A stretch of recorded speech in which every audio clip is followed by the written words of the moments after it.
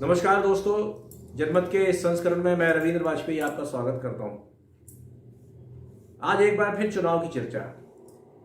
आज उत्तर प्रदेश में 5वें चरण का मतदान हुआ। 61 विधानसभा क्षेत्रों के लिए मतदाताओं ने अगले 5 वर्ष के लिए अपने प्रतिनिधि के लिए मतदान किया। लेकिन एक बार फिर इस बात का बड़ा दुख है और मैं जैसा कि कहता आया हूं, बड़ा चिंता का विषय है कि 2017 के चुनाव की अपेक्षा इस बार मतदान का प्रतिशत 4% गिर गया। जो आंकड़े 8 बजे तक के मतदान के आए हैं उसके अनुसार औसतन 58% मतदान हुआ। पिछले चुनाव में जो 62% के लगभग था। और आपको ये भी मैं बताना चाहूँगा कि 2012 के विधानसभा चुनाव में मतदान का यह प्रतिशत इस बार के प्रतिशत से 3% कम था। तो जो चुनावी विश्लेषक हैं वो उसको इस तरह से पेश कर रहे हैं कि 2012 की तुलना में 3% मतदान अधिक हुआ, किंतु 2017 की तुलना में 4% मतदान घट गया। अब हम एक साधारण ज्ञान की बात है कि 2012 से 2022 आते आते तक 10 वर्षों में 18 वर्ष की आयु प्राप्त कर लेने वाले लाखों मतदाता उत्तर प्रदेश की मतदाता सूचियों में जुड़े होंगे। और जैसा कि माना जाता है कि जो नया मतदाता होता है, जिसको पहली बार मतदान का अवसर मिलता है, तो काफ़ी उत्साह के साथ मतदान करता है। किंतु इस पूरे समूचे चुनाव में पिछले कई महीनों से विभिन्न राजनीतिक दल अपनी बात लेकर के जनता के सामने जा रहे हैं। बहुत सारे विवादास्पद मुद्दे भी हैं। किसान आंदोलन भी हुआ, लखीमपुर खीरी का कांड भी हुआ, बीच में छात्रों के ऊपर लाठीचार्ज की घटना भी प्रयागराज में हुई। उसके अलावा भी बहुत सारी चीज़ें हैं। कोरोना काल के दौरान सरकार का जो प्रदर्शन रहा, सरकार का जो कार्य रहा, चिकित्सा सेवाओं में जो कमी हमें देखने मिली, लापरवाही देखने मिली, बड़ी संख्या में मौतें हुई, जिनकी मौत हुई उनका अंतिम संस्कार ठीक से नहीं हो सका, जैसे मुद्दे थे। युवकों से बात करूँ तो बेरोजगारी बहुत बड़ा मुद्दा था। मध्यम श्रेणी का व्यक्ति महंगाई से परेशान है। किंतु उत्तर प्रदेश में एक और मुद्दा है जो मुझे लगता है कि पहली बार किसी राज्य में इतनी जोरदारी के साथ उछल के आया है, और वो है कानून व्यवस्था की स्थिति। जो योगी सरकार के विरोधी हैं वो भी दबी जुबान ही सही, किंतु ये स्वीकार करते हैं कि बीते 5 वर्षों में उत्तर प्रदेश में गुंडा राज खत्म हुआ है। जो लूट खसोट की घटनाएं होती थी, राहजनी होती थी, और कई जगह तो लोगों ने ये खुल के स्वीकार किया कि सूरज ढलते ही उनका घर से निकलना मुश्किल हो जाता था। महिलाएं रात में देर से निकलने की तो स्थिति ही नहीं थी, और इस स्थिति में काफ़ी गुणात्मक सुधार हुआ।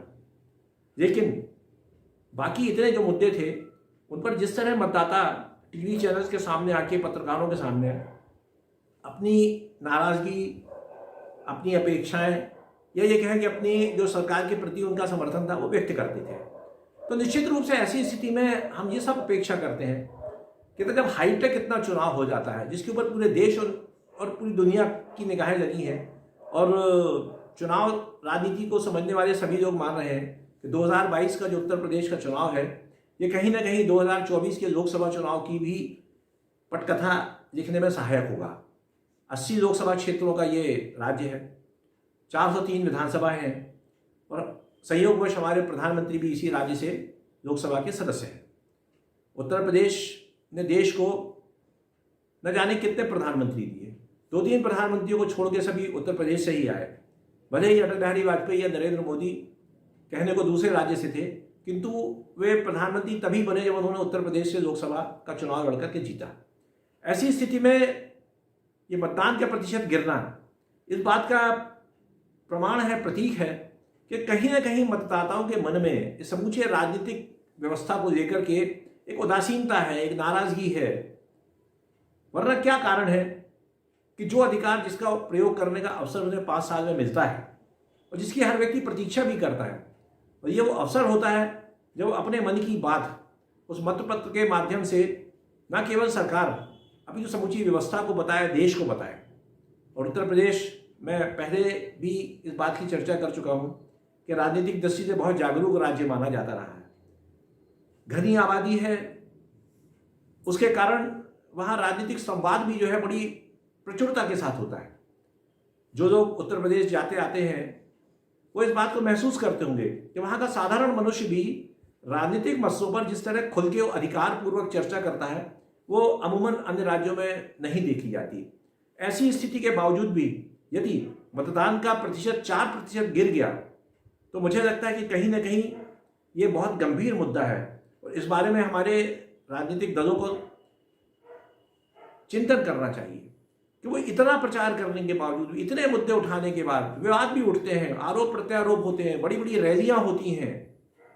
अब तो इलेक्ट्रॉनिक मीडिया के माध्यम से प्रचार हो रहा है, दर्जनों नए यूट्यूब चैनल खुल गए हैं। इसके बावजूद भी यदि हम मतदाता को मतदान केंद्र तक नहीं जा पाते तो कहीं ना कहीं मुझे लगता है कि समूची प्रजातांत्रिक व्यवस्था के प्रति हम अपनी समूची जनता को जो है विश्वास में नहीं दे पा रहे हैं। एक बार फिर मैं चाहूँगा कि इस विषय पर भी चर्चा होना चाहिए। निश्चित रूप से अब चुनाव के बाद का चिंतन है। अभी उत्तर प्रदेश में 3 चरणों का मतदान और होना है। 5 चरणों के मतदान के बाद लोग इस बात का कयास लगाने लगे हैं कि वहाँ सरकार इसकी बनेगी या सरकार उसकी बनेगी, इसकी जहर है या उसकी जहर है। जातिगत समीकरणों के आधार पर भी ये तय किया जा रहा है कि पहले से 5वें चरण तक किस पार्टी ने या किस गठबंधन ने अपनी लीड बढ़ाई है या कौन बहुमत के आंकड़े को छू सका है या छूने जा रहा है। किंतु यदि 40-45% मतदाता इस समूची प्रक्रिया से ही दूर है तो फिर मुझे लगता है ये तो लोकतंत्र का जो है एक तरह से विकलांग स्वरूप होकर हमारे सामने आ रहा है। ये स्थिति हो सकता है लोकसभा चुनाव में मतदान का प्रतिशत बढ़े, किंतु उत्तर प्रदेश में भारतीय जनता पार्टी की सरकार पिछले 5 वर्ष से काबिज है। उसका दावा है कि उसने बहुत अच्छा काम किया है। दूसरी ओर समाजवादी पार्टी का जो गठबंधन अखिलेश यादव के नेतृत्व में वो इस बात के लिए पूरी तरह से आश्वस्त है कि इस बार वो सत्ता परिवर्तन करने जा रहा है और उसके पक्ष में जहर है। क्योंकि जहर है, यदि सत्ता के पक्ष में जहर है या सत्ता के विपक्ष में जहर है तो फिर मुझे लगता है कि मतदान केंद्रों पर जो है भारी भरकम भीड़ उमड़नी चाहिए थी और ये मतदान कम से कम 80% होना चाहिए था। आप सोच सकते हैं कि मैं ये मुद्दा बार बार क्यों उठा रहा हूँ, पर यह मुद्दा मैं बार बार इसीलिए उठा रहा हूँ। एक लोकतंत्र में विश्वास रखने वाले व्यक्ति के रूप में मुझे इस बात की चिंता होती है यदि हम मतदान की प्रक्रिया के प्रति ही उदासीन बने रहेंगे, लापरवाह बने रहेंगे, फिर मुझे लगता है कहीं ना कहीं हमारे प्रजातंत्र में प्रश्न चिन्ह लगना शुरू हो जाएंगे।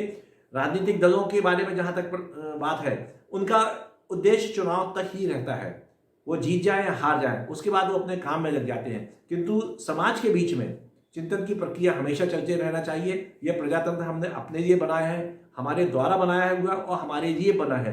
तो यदि हम ही इसके बारे में उदासीन रहेंगे तो मुझे लगता है कहीं ना कहीं ये देश जो है ये एक नई मुसीबत में फंस जाएगा और वो ताकतें जो लोकतंत्र को कुचलना चाहती हैं वो सिर उठाना शुरू कर देंगी। नमस्कार, बहुत बहुत धन्यवाद।